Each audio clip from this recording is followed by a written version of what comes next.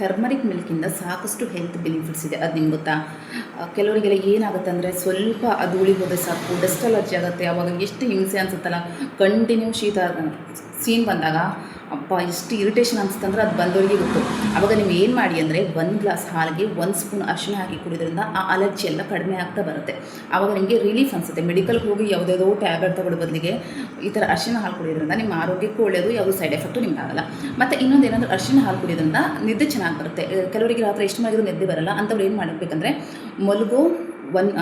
ಮಲಗು ಅರ್ಧ ಗಂಟೆ ಮುಂಚೆ 1 ಗ್ಲಾಸ್ ಅರಿಶಿನ ಹಾಲು ಕುಡಿದು ಮಲಗಿ ಆರಾಮಾಗಿ ನಿಮಗೆ ನಿದ್ದೆ ಬರುತ್ತೆ. ಮತ್ತು ಕೀಲು ನೋವಿಗೆ ಕೂಡ ಇದು ಅರಿಶಿನ ಹಾಲು ತುಂಬ ಒಳ್ಳೆಯದು. ಮತ್ತು ಇನ್ನೊಂದು ಏನಂದರೆ ಸ್ಕಿನ್ ರಿಲೇಟೆಡ್ ಏನಾದರೂ ಪ್ರಾಬ್ಲಮ್ ಇದ್ದರೆ ಅರಿಶಿನ ಹಾಲು ಕುಡಿಯೋದ್ರಿಂದ ಅದೆಲ್ಲ ಕಡಿಮೆ ಆಗುತ್ತೆ. ಸ್ಕಿನ್ ಅಲರ್ಜಿ ಕಡಿಮೆ ಆಗುತ್ತೆ, ಮತ್ತು ಸ್ಕಿನ್ ಕೂಡ ಗ್ಲೋ ಆಗುತ್ತೆ. ಅರಿಶಿನ ಹಾಲನ್ನು ಗೋಲ್ಡನ್ ಮಿಲ್ಕ್ ಅಂತ ಕೂಡ ಕರೀತಾರೆ. ಇದ್ರ ಬಗ್ಗೆ ಹೇಳಿದರೆ ಒಂದು ಅರ್ಧ ಗಂಟೆನೋ 1 ಅವರೋ ಸಾಕಾಗಲ್ಲ. ಇದ್ರ ಬಗ್ಗೆ ಹೇಳಿದಷ್ಟು ಇದೆ. ಆದಷ್ಟು ಅರಿಶಿನ ಹಾಲು ಕುಡಿಯಿರಿ, ನಿಮ್ಮ ಹೆಲ್ತನ್ನ ಚೆನ್ನಾಗಿಟ್ಕೊಳ್ಳಿ. ಓಕೆನಾ? Thank you.